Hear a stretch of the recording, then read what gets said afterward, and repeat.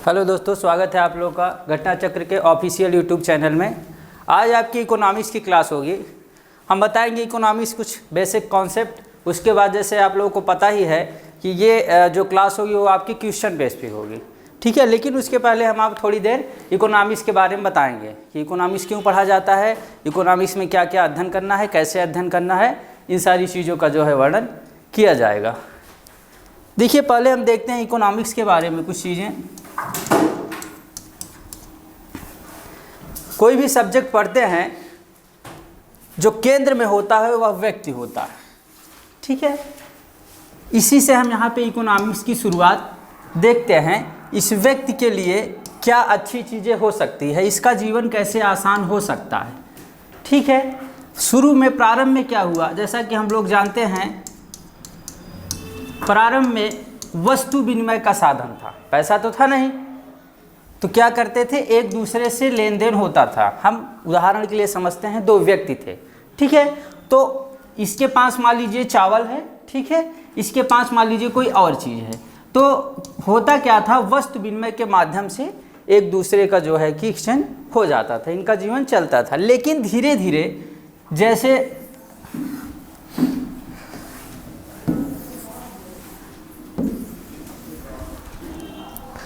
जैसे जनसंख्या की वृद्धि होती गई, वैसे वैसे समस्याएं बढ़ती गईं। अब भाई ज़्यादा लोग हो जाएंगे तो वस्तु विनिमय तो हो नहीं सकता, अलग अलग चीज़ों की ज़रूरत हो, किसी कपड़े की होगी, किसी की सब्जी की होगी, हाँ, किसी की गाड़ी की होगी, किसी की और चीज़ की होगी। तो इन्होंने क्या किया कि एक फिक्स चीज़ निकाला। मान लीजिए एक कोई ऐसा इसका मात्रा वैल्यू फिक्स कर दिया कि इसका वैल्यू मान लीजिए 1 रुपये है, ठीक है। इस चीज़ को अब एक्सचेंज करना होगा तो इसके बदले, तो धीरे धीरे इसमें क्या हुआ, एक मुद्रा का प्रचलन हुआ। एक कहानी सुनाते हैं।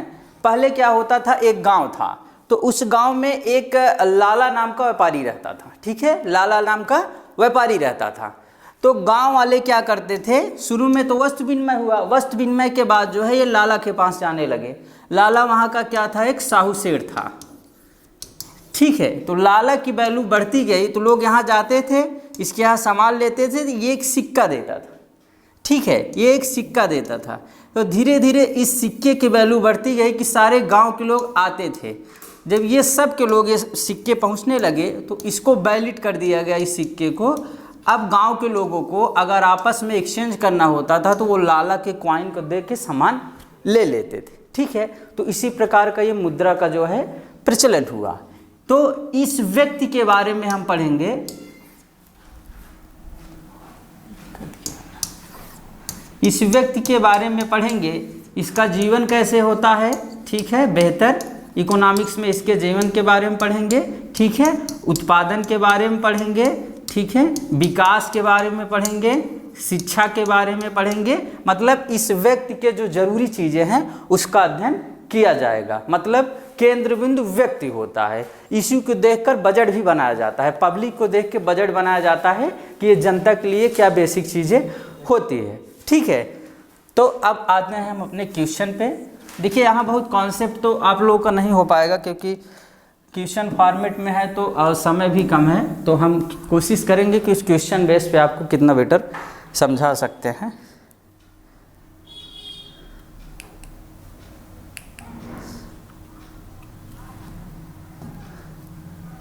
आपके सामने जो है पहला क्वेश्चन है, जब कोई संगठन अपने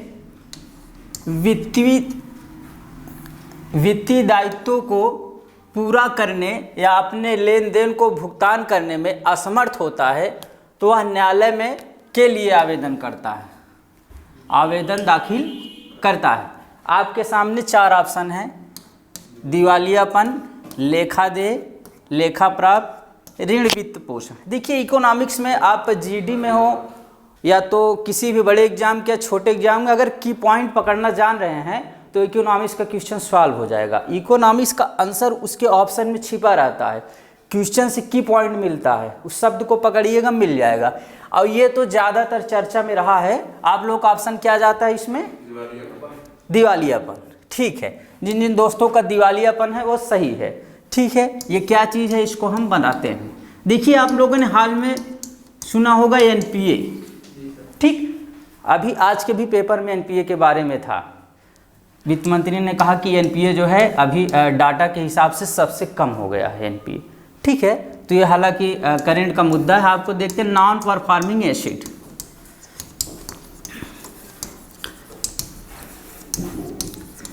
थोड़ा दिक्कत तो नहीं इसमें, परफॉर्म नहीं कर पा रहा है, शब्द से पकड़िए, नॉन परफॉर्मिंग एसेट एनपीए मतलब क्या होता है? जैसे कोई बैंक, जैसे कोई ये बैंक हो गया, क्वेश्चन कम होगा लेकिन हम ज़्यादा कॉन्सेप्ट पे फोकस करते हैं। ये बैंक हो गया, ये किसी को ऋण देगा, मान लीजिए कोई व्यक्ति है इसको ऋण दे रहा है, ठीक।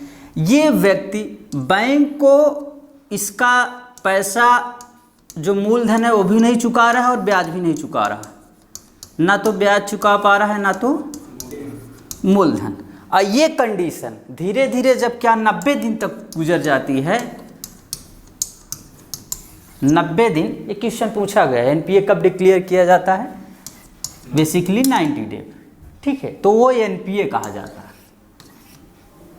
अब भाई अगर क्या होता है, जो बड़े बड़े जैसे हैं, अभी कारपोरेट सेक्टर में बताते हैं कि कारपोरेट में ऋण माफ़ कर दिया गया, तो लोन ले लेते हैं बैंक से लोन ले लेते हैं और बैंक चुका नहीं पाते।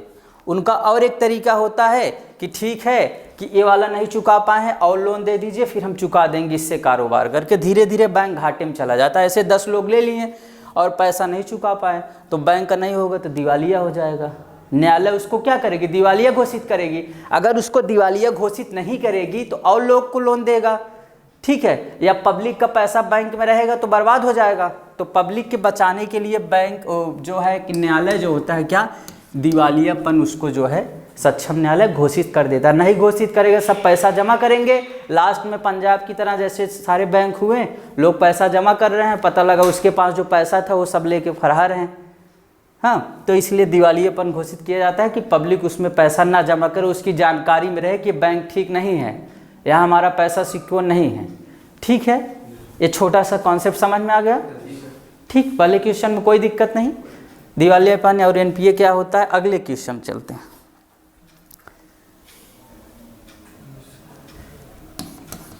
ये दूसरा क्वेश्चन है।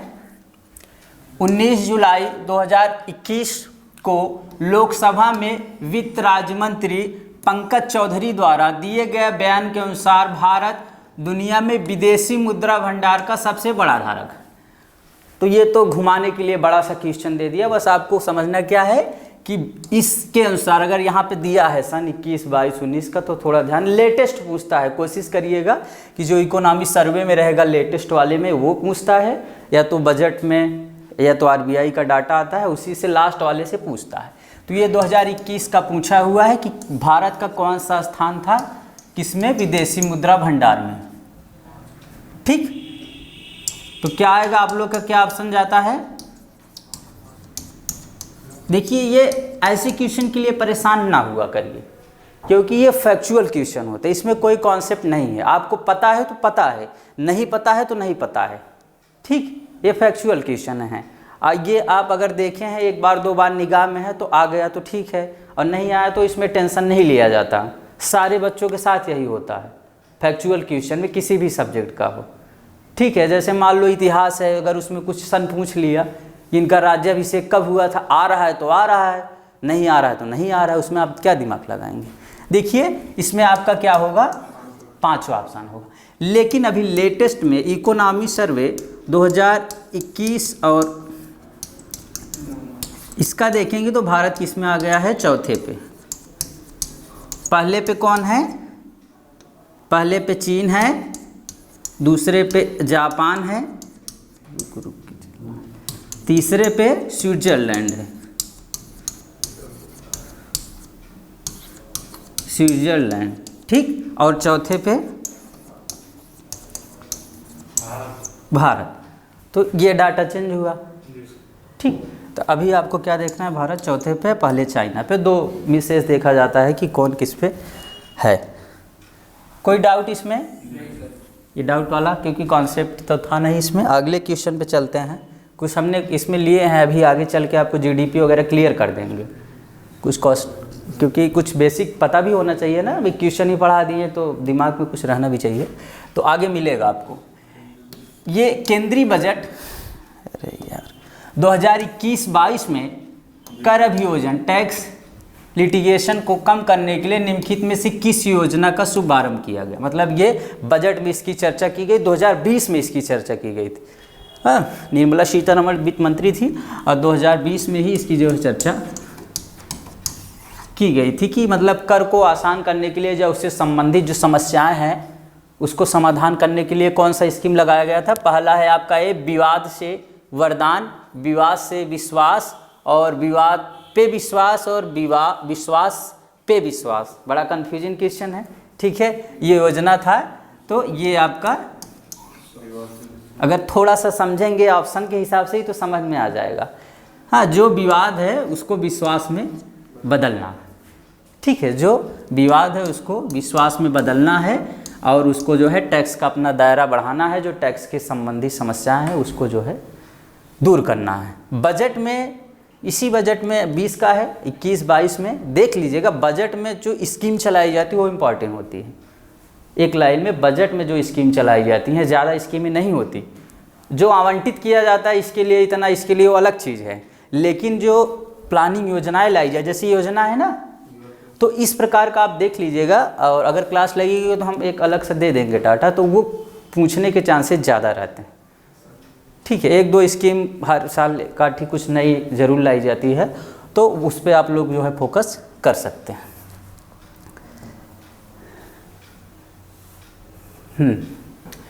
फरवरी 2020 में आरबीआई के बोर्ड ने अनुशंसा की है कि इसका लेखा वर्ष मतलब ये समझते हैं कि 1 साल ले लेते हैं आप, 1 साल में कितना पैसा आ रहा है जा रहा है उसका लेखा जोखा एक मोटी मोटा करना होता तो इसमें आरबीआई के बारे में पूछा है। ये ब्लैंक किया है, ये पूछा हुआ है कि कब से बदल करके अब ये अप्रैल मार्च कर दिया गया है। मतलब पहले कुछ और था और अब क्या किया गया है, अप्रैल मार्च, ठीक है। टेंशन नहीं लेना है, तनाव नहीं लेना है, आराम से कि पहले क्या था इसका वित्तीय वर्ष और अब क्या हो गया है, ठीक। ये होता क्या है, जैसे मान लीजिए घर का ही है तो घर का आप कोई एक मान लीजिए आप जनवरी से ले सकते हैं, फरवरी से ले सकते हैं, ठीक, कि आज से हम लेते हैं 1 जनवरी से और लास्ट तब देखेंगे कि हमारे घर में कितना कहाँ खर्चा है, कितना पैसा आया, कितना गया, वही है लेखा जोखा हो गया। जैसे घर का बजट है वैसे गवर्नमेंट भी निकालती है, तो अभी हम आगे बताएंगे जब आएगा। तो गवर्नमेंट में राजकोषीय घाटा, पूंजी घाटा, बस यही है, एक हाथ से पैसा ले रहा है एक हाथ से दे रहा है। आसान भाषा में आप समझ जाएंगे बजट घाटा क्या होता है, राजकोषीय घाटा हो जाए। तो यहाँ हम आरबीआई के बारे में पूछा है। तो पहले आरबीआई जो है जून और जुलाई में मतलब निकालता था अपना, कि जून से लेकर के ये जुलाई तक है हमारा, ठीक। और ये अब क्या हुआ है, मार्च से अप्रैल, ठीक।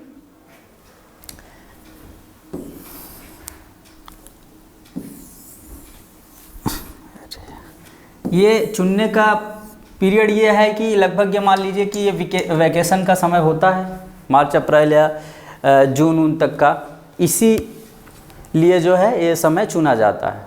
भाई वर्किंग डे होगा तो कैसे, जैसे फरवरी में वर्किंग डे बहुत तेज़ी से चलता है, नवंबर दिसंबर में वर्किंग डे चलता है, तो ये सूटेबल टाइम होता है, ठीक है। इसीलिए जो इसको है चेंज कर दिया गया। अगले क्वेश्चन पे चलते हैं। यहाँ पे देखिए, अरे यार ये ब्लैंक किया है, स्टेटमेंट को आपको पहले पढ़ना है पूरा, ठीक है, रिलैक्स होके। उद्यम एक ऐसा व्यावसायिक उद्यम है, मतलब कोई उद्यम है, व्यावसायिक उद्यम होता है जिसमें व्यापार के माध्यम से सामान को सस्ते दामों पे खरीदा जाता है और उच्च कीमतों पर लाभ के लिए मतलब बेचा जाता है। तो स्वाभाविक सी बात है, कोई आदमी सस्ता खरीदेगा बेचेगा, उसको क्या बोलते हैं। देखिए ये ऑप्शन ऐसे आप ये हटा दीजिए, यहाँ तो इसका कोई मतलब है नहीं, इसका भी नहीं है। अब आपको इसमें और इसमें डाउट हो सकता है, हाँ इसमें डाउट हो सकता है। कुछ लोग क्रय विक्रय लगाएंगे, कुछ लोग जो है वाणिज्य लगाएंगे, हाँ लेकिन ये उद्यम की बात किया है, ठीक है। तो ये वाणिज्यिक उद्यम होगा। कॉमर्शियल चीज़ें जो वस्तुएं होती हैं, तो यहाँ जब वाणिज्यिक लगा देंगे तो वाणिज्यिक उद्यम एक ऐसा व्यावसायिक उद्यम है। अगर आप क्रय विक्रय लगाएंगे तो क्रय विक्रय उद्यम मतलब ये अलग चीज़ है। समझ में आता है कि क्रय और खरीदने बेचने की बात कर रहा है, हमने पहले ही बता दिया कि आपको इसमें डाउट होगा, इसमें डाउट होगा, लेकिन थोड़ा सा और अगर डीप सोचेंगे तो वाणिज्यिक आपको मिल जाएगी। एक ऐसा उद्यम है, व्यावसायिक उद्यम होता है, कमर्शियल ही है, जो भी चीज़ें प्रोडक्शन होगी यहाँ पे। तो क्रय विक्रय कोई एक उद्यम है नहीं, एक व्यापार से है, ठीक है। तो आपका इसमें ऑप्शन क्या जाता है, वाणिज्यिक। ऐसे चेक किया करिए। इकोनॉमिक्स में टर्म्स बहुत हार्ड रहेंगे, लेकिन आप रिलैक्स हो करेंगे तो आराम से कर जाएंगे, कोई दिक्कत नहीं होगी।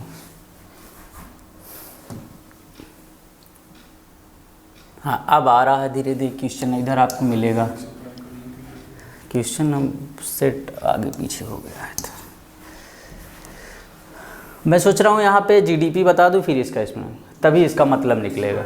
समझ रहे हैं ना, क्योंकि है तो जीडीपी आगे, लेकिन मैं एक्सप्लेन कर दे रहा हूँ, आगे भी सवाल हो जाएगा यहाँ पे।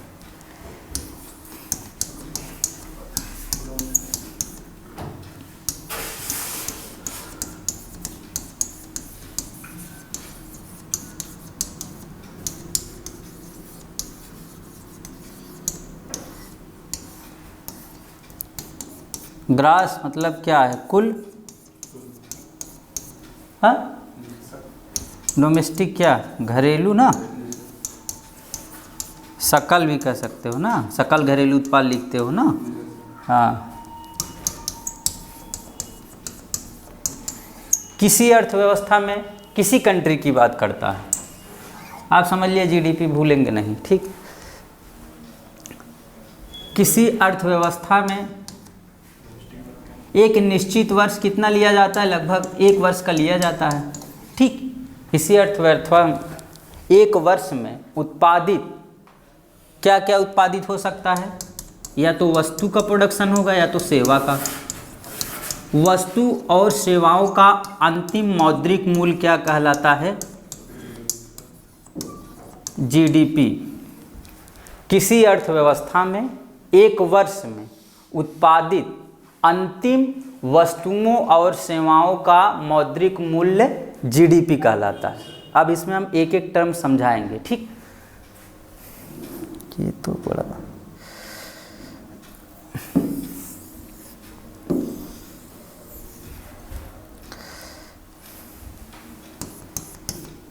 अर्थव्यवस्था तो आपको समझ में आ गया, किसी भी कंट्री का अर्थव्यवस्था होगी, ठीक। एक हम क्या लेते हैं, 1 वर्ष लेते हैं, एक वित्तीय वर्ष, ठीक, किसी 1 साल का, ठीक। और ये जो टर्म्स है, वस्तुओं और सेवाओं का अंतिम मूल्य, वस्तु एवं सेवाओं का, यार ये सही चल नहीं रहा, अंतिम मूल्य। देखिए होता क्या है, सेवा क्या है, जैसे मैं पढ़ा रहा हूँ, ठीक है, बैंकिंग वाला बैंकिंग सर्विस दे रहा है, ठीक है, या जो भी आईटी सेक्टर है, जो कंपनियां हैं बड़ी बड़ी वो सर्विस दे रही हैं, तो उसकी कुछ वैल्यू होगी। सपोज दैट मैं पढ़ा रहा हूँ तो कुछ पैसा लूँगा, ठीक, तो वो उसका जो है वो क्या, वो सेवा में चला जाएगा, ठीक। कितना उत्पादन हो रहा है, सेवा कितना दे रहा है, कितना मिल रहा है, उसका कैलकुलेशन। अंतिम क्या होता है मैं इसको बताऊँ। वस्तुओं में क्या आ जाएगा, गेहूँ चावल, ये भी बहुत सारी चीज़ें हो जाएंगी वस्तुएं में। अंतिम क्या होता है, ये बहुत फेमस एग्जाम्पल है, कई बुकों में दिया हुआ है और ये आसान भी है, तो हम पूरा नहीं लिखेंगे क्योंकि बहुत लंबा समय चला जाएगा, लेकिन हम आपको बता दे रहे हैं। जैसे मान लीजिए गेहूं का उत्पादन हुआ 100 किलो, कितना, 100 किलो, तो ऐसा हम मानते हैं 50 किलो सीधा बाज़ार में चला गया, मार्केट में चला गया, ये बिक गया, इसको लोगों ने उपभोग कर लिया, तो ये क्या हो गई, अंतिम वस्तु।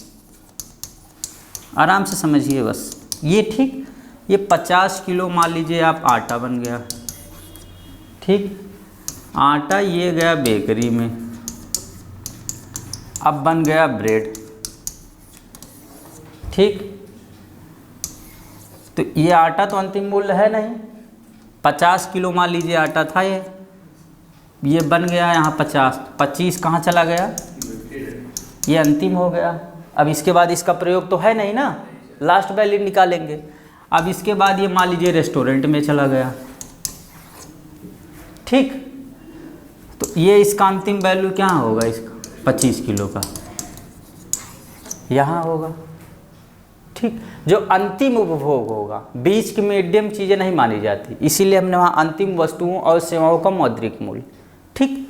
मान लीजिए इसका रेस्टोरेंट ने बेचा और कितना पाया, 1000 रुपये कमा लिया, ठीक। इसको हम जोड़ेंगे, ब्रेड बेच लिया है 500 कमा लिया, ठीक है।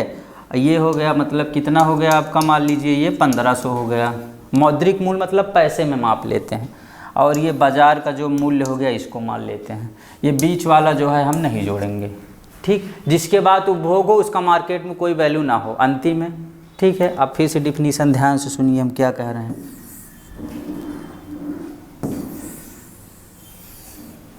लिख दे रहे हैं, किसी अर्थव्यवस्था में, उलझन तो नहीं हो रही है, समझ में आ रहा है ना, समझ में आए फिर से बताऊंगा, 5 ही क्वेश्चन पढ़ाऊंगा वो संतुष्ट है।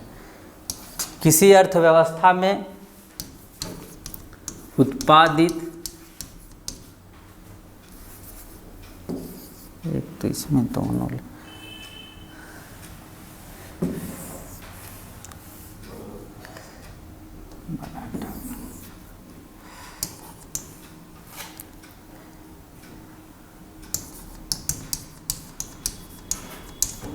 निश्चित समय हम एक साल मान लेते हैं, एक ही साल का निकाला, या निश्चित समय या एक वित्तीय वर्ष, कुछ भी लिख सकते हैं, ठीक है। एक वित्तीय वर्ष लिखेंगे ज़्यादा बढ़िया लगेगा थोड़ा सा। इसी अर्थव्यवस्था में एक वित्तीय वर्ष में उत्पादित वस्तुओं एवं सेवाओं का अंतिम मौद्रिक मूल्य, ठीक। समझ में आ गया, मतलब कि ये हो गया कि एक अर्थव्यवस्था है तो ये कितना उत्पादन साल भर में कर रही है।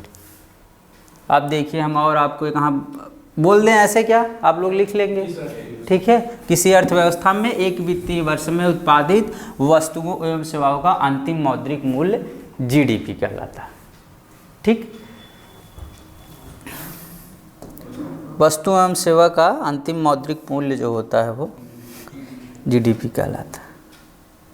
डिफिनीशन का बहुत नहीं, वो आगे पीछे आप मतलब बेसिक डिफिनीशन यही है। अब देखिए होता क्या है, मान लीजिए भारत है, ये आप मान लीजिए भारत है, ठीक। एक साल में जितना पैदा किया वो कितना, मान लीजिए 1 लाख रुपए, ठीक। तो ये क्या जीडीपी हो गई, समझ रहे हैं। ये क्या बता रही है, मात्रा बता रही है, क्या कि कितनी क्वांटिटी, भारत कितनी क्षमता है। सपोज दैट 2020-21 में अगर 100 रुपये का उत्पादन हुआ, बढ़िया है, बहुत डाउट रहता होगा आप लोगों को, क्लियर हो जाएगा। और 2021-22 में उत्पादन कितना हुआ, 107 रुपये का, ग्रोथ कितना हो गया, इसी कहते हैं जीडीपी ग्रोथ। समझ में आ गया, कोई दिक्कत नहीं। पहले उतना उत्पादन करते तो उत्पादन बढ़ गया, तो वही ग्रोथ दिखा ले भाई, कुल उत्पादन ही तो दिखा रहा है। जीडीपी मतलब उत्पादन, बस और कुछ नहीं। अब यहाँ पे हम इस क्वेश्चन पे आते हैं।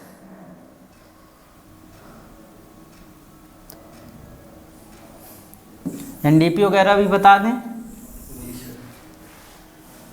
एनडीपी भी बता दें।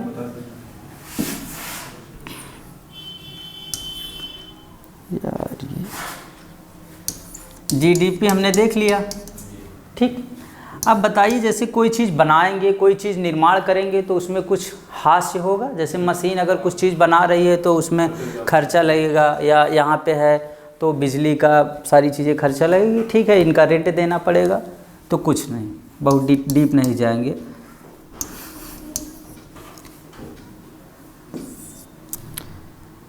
पहले एक साथ काम करता था तो ठीक था। इसी में क्या करेंगे, मूल्यह्रास घटा देंगे, भाई कोई चीज़ हम उत्पादित कर रहे हैं, उसको उत्पादन करने में कुछ घाटा वाटा हुआ, क्षरण हुआ, उसी को घटा दिए तो क्या हो गया ये? समझ में आ गया? देखिए है तो आउटडेट कॉन्सेप्ट, लेकिन अब आप का उतना ज़्यादा यहाँ पे ज़रूरत है नहीं, तो आपको समझने के लिए ये टोटल उत्पादन ये बताता है, और उसमें कुछ घाटा वाटा होगा, भाई मशीन बनेगी, बिगड़ेगी, बिजली का खर्चा होगा, मरम्मत होगा, तो वो आपका। उसके बाद एक कॉन्सेप्ट आता है जीएनपी। जीएनपी क्या होता है? देखिए ये भारत है, ये भारत है, भारत में कुछ विदेशी भी रह रहे हैं, ठीक, और कुछ भारतीय जो है विदेश में रह रहे हैं, ठीक। तो इसमें क्या होता है, जीडीपी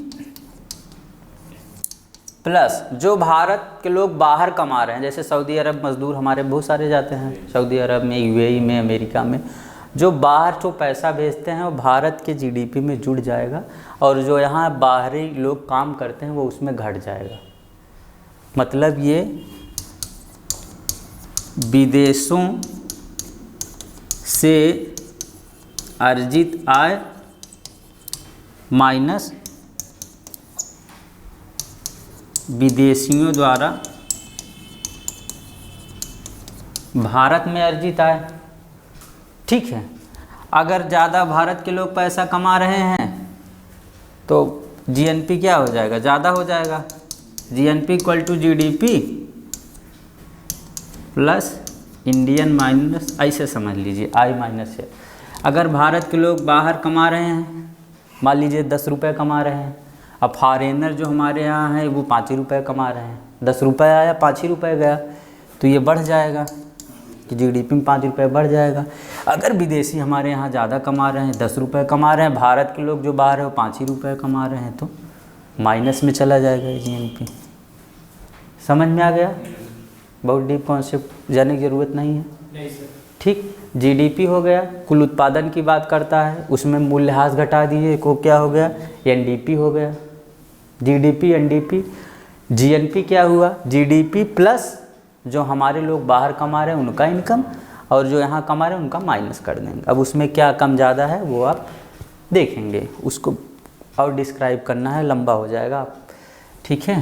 ये आपका हो जाए। अब इसमें भी तुम मूल्यह्रास होगा, तो जीएनपी में भी जब मूल्यह्रास घटा देंगे तो एनएनपी आता है, नेट, नेट शुद्ध एकदम, जिसको शुद्ध, जिसको क्या कहते हैं? नेशनल इनकम भी कहते हैं, इसी को क्या कहते हैं? राष्ट्रीय आय, ठीक है।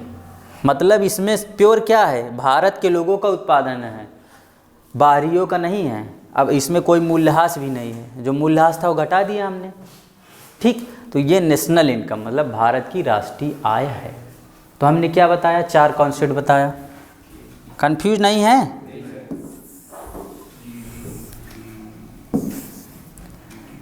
जी, अरे यार, जीडीपी, ठीक, जीडीपी, एनडीपी, जीएनपी, एनएनपी या नेशनल इनकम। देखिए इसमें मूल्यह्रास घटाएंगे तो ये आ जाएगा, और इसमें मूल्यह्रास घटाएंगे तो ये आ जाएगा, ठीक। ये उत्पादन को दिखाता है, उत्पादन में मूल्यह्रास घटा देंगे आएगा, और जीएनपी निकालने के बाद मूल्यह्रास घटा देंगे तो ये आएगा। जीएनपी में यही बस इतना याद करना है, जीएनपी में जीडीपी प्लस माइनस जो भी होगा, मतलब इंडियन और फॉरेनर का अपना, ठीक। नींद आ रही? समझ में नहीं आ रहा है? नहीं, डाउट हो तो फिर से बताएं और आसान भाषा में बताएं। तो अब इस क्वेश्चन पे हम आते हैं।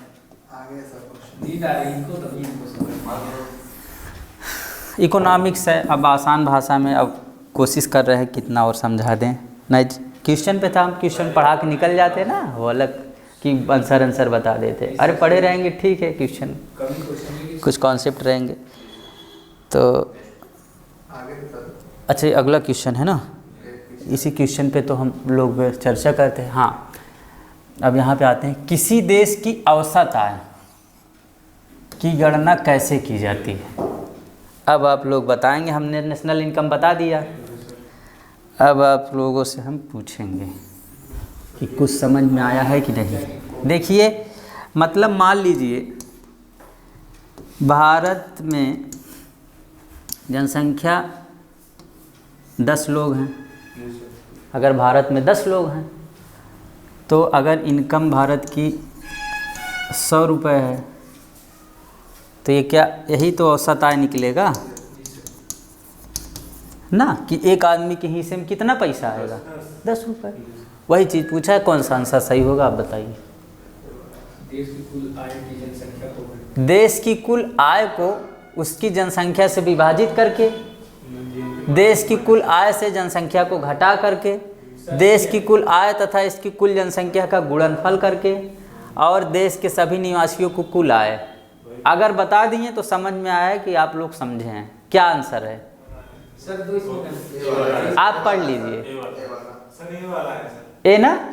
हाँ, आसान है। औसत आय पूछा है, ये हम समझा रहे हैं। इतनी जनसंख्या है, इतना इनकम है, तो एक लोगों के हिस्से में कितना आ रहा है। अरे आप 5 लोग हैं, 25 रुपये है, एवरेज निकालेंगे 25/5, 5 रुपये आ गया तो हो गया। वही पूछा है, कुल आय को जनसंख्या से जब डिवाइड कर दोगे तो औसत आ जाएगी कि कितना किसके हिस्से में जा रहा है। समझ में आया? ये समझ में आता अगर नेशनल इनकम ना बताए होते तो समझ में ना आता। अब तो पता हो गया जीडीपी क्या है, जीएनपी क्या है, एनएनपी क्या है। अब उसको हम 3-4 घंटे की क्लास है, वो पूरा टॉपिक 3-4 घंटे का है, लेकिन उसमें हमने जो क्लिप था, ज़रूरत था उतना शार्ट करके आपको जितना बेटर हो सकता था वो हमने दे दिया। ये भी देखिए, अब उसी संबंधित क्वेश्चन आएंगे। किसी देश द्वारा एक वित्तीय वर्ष के दौरान उत्पादित, वित्तीय वर्ष बताया था, उत्पादित वस्तुओं और सेवाओं के मूल्य का योग क्या कहलाता है? राष्ट्रीय आय। क्वेश्चन अब मिल रहा है खटाखट, क्योंकि समझा दिए हैं, कोई दिक्कत नहीं। अगले क्वेश्चन चलते हैं, ये थोड़ा डिफरेंस। धन जुटाने और भारतीय कंपनियों को उधार देने के लिए अंतर्राष्ट्रीय वित्तीय संस्थान, अंतर्राष्ट्रीय वित्तीय संस्थान कौन सा बांड भारत के वैश्विक पूंजी बाजारों में निर्गत किए जाते हैं? थोड़ा सा कंफ्यूजन क्वेश्चन है। मसाला बांड है ना। मसाला बांड क्या है? जैसे अगर यहाँ की कंपनियों को, यहाँ के संस्थाओं को विदेशों में अगर मान लीजिए व्यापार करना हो तो विदेशों वाले खरीदनी पड़ती थी चीज़ें, उससे व्यापार करना पड़ता था। तो भारत ने क्या किया, वहाँ के मार्केट में अपना एक बॉन्ड जारी कर दिया। बॉन्ड मतलब वित्त होता है, वही पैसे का काम करता है, ठीक। उसकी अभी अवधि होती है, कितने अवधि है, इसकी इतनी वैल्यू है। जैसे चेक की वैल्यू नहीं होती है, कागज़ ही जितने का चेक काट दे उसकी वैल्यू होती है। तो वो भारतीय रुपये में जारी किया गया कि भारत के लोगों को आसानी हो, भारत में ये बॉन्ड खरीद के, मसाला बॉन्ड, और भारत में व्यापार कर सके, बाहर विदेशों में व्यापार कर सकें। भाई विदेशियों से खरीदेंगे तो मार्केट में थोड़ा सा समझना पड़ेगा, वो अपने हिसाब से चीज़ें देंगे। अगर भारत गवर्नमेंट विदेशों में मसाला बॉन्ड जारी कर दे कि भारत के लोग विदेशों में इसको खरीदें, व्यापार करें भारतीय रुपए में, ठीक है, तो व्यापार भी आसान हो जाएगा और इसकी एक फिक्स वैल्यू होती है, वहाँ के से प्रतिस्पर्धा करने में भी आसानी हो जाएगी, क्योंकि आपके गवर्नमेंट सपोर्ट में है, इसकी वैलिड है कि हाँ मतलब जब चाहेंगे तब मिल जाएगा, सारी चीज़ें हो जाएगी, व्यापार करना भी आसान हो जाएगा। वहाँ जाएंगे तो वहाँ के हिसाब से आपको चलना पड़ेगा, वहाँ बॉन्ड खरीदना पड़ेगा, वहाँ कंपटीशन ज़्यादा रहेगा, ठीक है। तो ये मसाला बॉन्ड ये भारतीय रुपए में जारी किया गया। विदेश में व्यापार करना, लेकिन भारत ने भारतीय रुपए में जारी किया, आसानी से इसको कोई खरीद सकता था।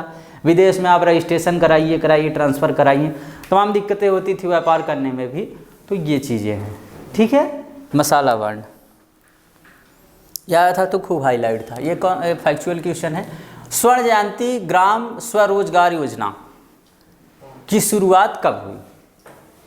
फैक्चुअल क्वेश्चन है, देखिए हम समझा दे रहे हैं क्या है।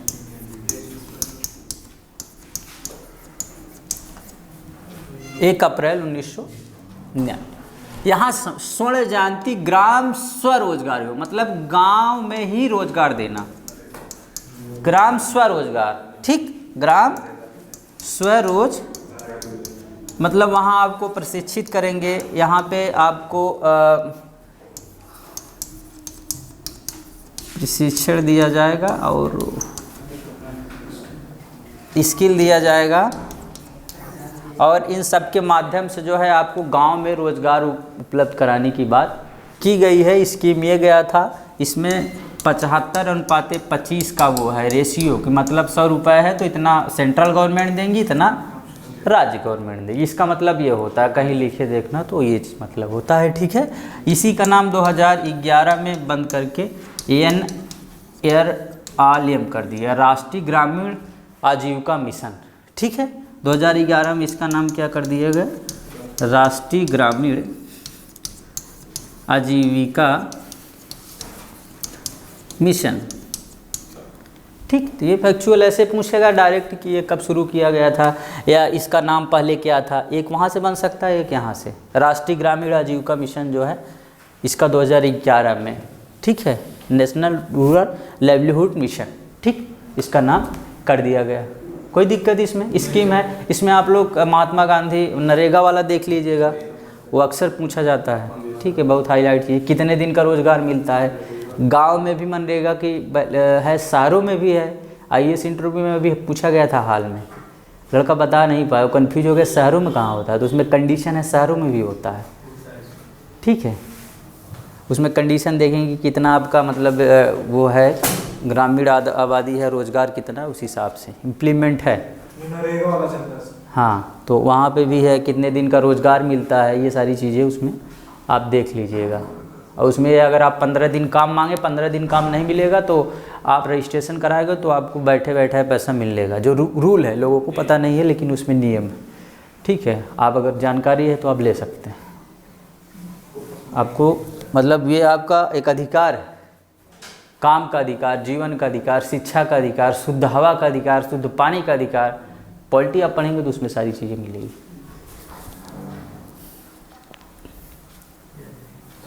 कॉन्सेप्ट, ये general insurance corporation of India किस वर्ष कंपनी के रूप में निगमित हुई? ये फैक्ट क्वेश्चन है, आप बताइए। 1972, 1965, 1988 और 1981, ठीक। तो इसमें ऑप्शन जिन जिन दोस्तों का 1972 है वो सही है। हाँ, general insurance corporation of India, और कई संस्थाएं इसमें इसके बाद जो है स्थापित की गई थी। इसको आप लोग को नोट्स हो सकता है देना, देंगे कि नहीं? PDF तो होगा ऐप पे शायद।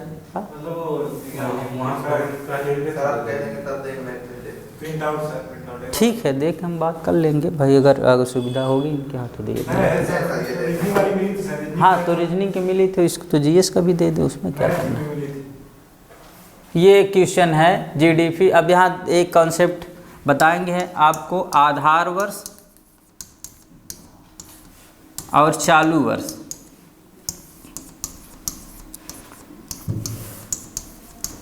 देखिए होता क्या है, जैसे अभी इस NDA गवर्नमेंट में कहा गया कि हमारी GDP बढ़ गई, तो GDP बढ़ाने का भी तरीका है। जैसे आधार वर्ष वह वर्ष होता है जहाँ कीमत स्थिर होती है।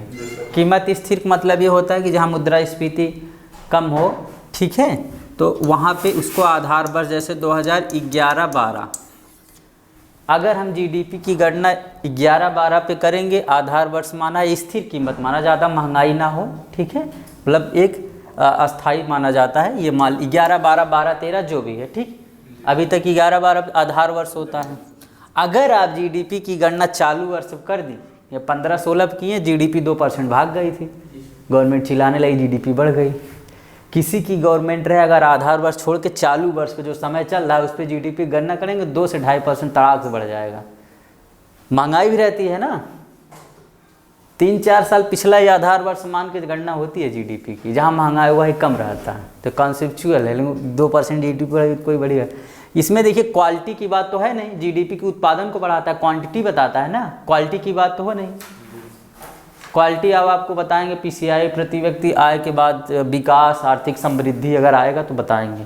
वहाँ पे आपका जो है मात्रा की बात नहीं, वहाँ क्वालिटी की बात होती है, ठीक है। तो इस क्वेश्चन पे हम देखते हैं आधार वर्ष। ये GDP डिफ्लेटर को मोल अपस्थितिकार डिफ्लेटर भी कहा जाता है, मतलब एक ही चीज़ है दोनों, देख लीजिए।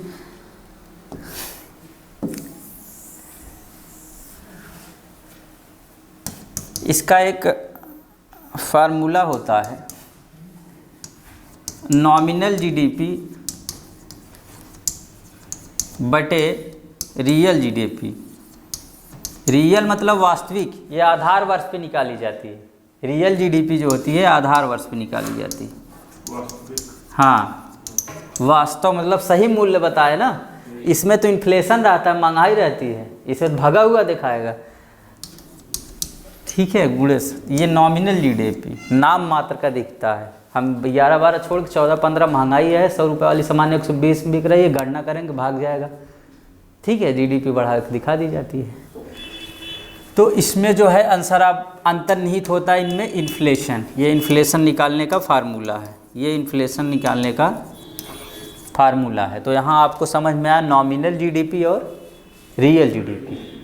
ठीक है, ये जीडीपी अस्थिति कारक और अस्थिति कारक मतलब इसमें क्या है, दोनों एक ही कॉन्सेप्ट है, एक आधार वर्ष पर गणना, एक चालू वर्ष पर होता है। ठीक है, तो वो उसी में क्या है, अंतर निहित है। ठीक, अगला क्वेश्चन चलते हैं। जीडीपी का प्रमुख उपयोग क्या है, आप बताइए, आप लोग बताएंगे, पढ़ के बताइए। बी ऑप्शन समझ में आ गया। अब जीडीपी से आपका गलती नहीं होगा, जो टॉपिक पढ़ा देंगे। अभी बेरोजगारी है, बेरोजगारी पढ़ा देंगे, बेरोजगारी से गलत नहीं होगा, गरीबी से नहीं गलत होगा। जो पढ़ा देंगे टॉपिक 10 ही मिनट पढ़ाएंगे, लेकिन गलत नहीं होगा, वनडे में तो नहीं गलत होगा। किसी देश की अर्थव्यवस्था की स्थिति का आकलन करता है, कितना उत्पादन कर रही है। ठीक है, हमें कुछ समझाना नहीं है, इसीलिए हम पहले समझा दिए। आ गया बेरोजगारी, भाग गया क्या? अब बेरोजगारी यहाँ तड़ाक समझा देते हैं। पहले बेरोजगारी बता देते हैं। बेरोजगारी क्या होती है, देखिए, कोई व्यक्ति योग्य है, कार्य करने का योग्य है और कार्य करना भी चाहता है, इच्छुक है, उसके बाद भी इसको रोजगार ना मिले तो बेरोजगार हो गया। भाई हम योग्य भी हैं, पढ़े लिखे भी हैं और रोजगार चाहते भी, हमारी इच्छा भी है कि हमको रोजगार मिले, लेकिन हमको रोजगार प्रोवाइड नहीं हो पा रहा है, तो क्या हो गया, बेरोजगार हो गया। सामान्य सी परिभाषा, कोई डाउट। अब कितने प्रकार की होती है, कई प्रकार की बेरोजगारी होती है। यहाँ हम कुछ बेरोजगारी की चर्चा कर देते हैं, ऑप्शन बाई चलते हैं। एक बहुत फेमस बेरोजगारी है जो आपसे पूछी जाती है, उसी से पहले चर्चा करते हैं। प्रच्छन्न बेरोजगारी, प्रच्छन्न बेरोजगारी ये क्या होता है? प्रच्छन्न बेरोजगारी ये होता है कि जैसे ये खेत हो गया, इसमें 5 लोग उत्पादन कर रहे हैं, 5 लोग, एक घर के 5 लोग हैं, इसी खेत में लगे हैं। उत्पादन कितना हो रहा है? 50 किलो। ठीक, अगर इसमें से 2 लोग निकल जाएं, 3 लोग काम करें, तब भी उत्पादन कितना हो रहा है? मतलब ये जो लगे हैं इनकी कोई वैल्यू नहीं है, उत्पादकता इनकी शून्य है। वही क्या है? प्रच्छन्न बेरोजगारी। समझ में आ गया? जब किसी कार्य में आवश्यकता से अधिक लोग लगे हो और किस नाम से जाना जाता है? प्रच्छन्न बेरोजगारी। मौसमी बेरोजगारी क्या होती है? जैसे कुछ ऐसे कार्य होते हैं जो चलते रहते हैं, लेकिन मौसम ही होते हैं कि 3 महीने का कार्य है, उसके बाद उसमें रोजगार नहीं मिलेगा, 3 महीने आदमी बैठता है। ठीक है, मौसम बेरोजगारी समझिए। उस एक संरचनात्मक बेरोजगारी होता है, स्ट्रक्चरल परिवर्तन। यार ये तो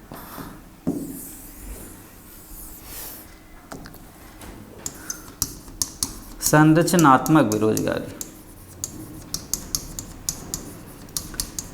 संरचना मतलब क्या? स्ट्रक्चर चेंज हो जाए।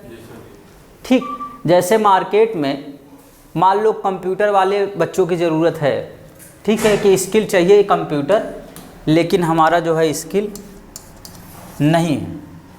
ठीक है, समझ रहे हैं? जैसे टेक्नोलॉजी आई तो क्या हुआ, समस्याएं ये परिवर्तित हो गई। लेबर काम करने वाले थे, मान लीजिए धागा वाला मशीन, कपड़ा बुनाई होता है तो कर लेते थे, लेकिन मशीन आ गई तो उनको कंप्यूटराइज हो गया तो समझ में नहीं आ गया, तो संरचना में परिवर्तन हो गया। तो जो डिमांड थी वो हमारे अंदर क्वालिटी नहीं थी। जो डिमांड है कि जो मांग कर रहे हैं कि मान लीजिए क्वालिफिकेशन हमने कह दिया कि यहाँ जितने लोग हैं CCC वाले ही यहाँ आएंगे, और पता लगा इसमें से कोई है ही नहीं, संरचना में परिवर्तन हो गया। जो डिमांड है वो आप सप्लाई में, वो संरचनात्मक बेरोजगारी हो गई। जो भी है सर्टिफिकेट निकालनी है। हाँ, इस समय है बहुत सारी संरचनात्मक बेरोजगारी है। कंप्यूटर तो आप लोग ज़रूरी सीख लीजिएगा, कंप्यूटर सीख लीजिए, CCC कर लीजिए, आगे की लाइफ भी सिक्योर रहेगा। बाकी जो आप लोगों का एम है वो आप अपना करिए, लेकिन एक ऑप्शन ज़रूर रखिएगा। खास कर कंप्यूटर के बारे में तो जानकारी जो है बहुत आवश्यक है। ठीक है, हाँ, जो भी आप मतलब कंप्यूटर में कोई डिग्री ले लीजिए, या तो शॉर्ट हैंड लीजिए, टाइपिंग कर लीजिए, वो भी करिए, क्योंकि ज़्यादा समय तो लगता नहीं। आप 1 घंटा निकाल के, भाई एक स्किल होनी चाहिए ना, या तो कोई आपकी और कोई स्किल हो किसी क्षेत्र में, तो एक ऑप्शन जो है आपका होना चाहिए, वो बहुत ज़रूरी है। हमको लगता है 13 ही क्वेश्चन सेट ही किया गया है आज का। हम तो सोचे, देखिए आपका कॉन्सेप्ट भी क्लियर हो गया ढेर सारा, बेरोजगारी के बारे में हो गया, GDP, हमने 2 टॉपिक पूरा कंप्लीट कर दिया और 13 क्वेश्चन भी पढ़ा दिया।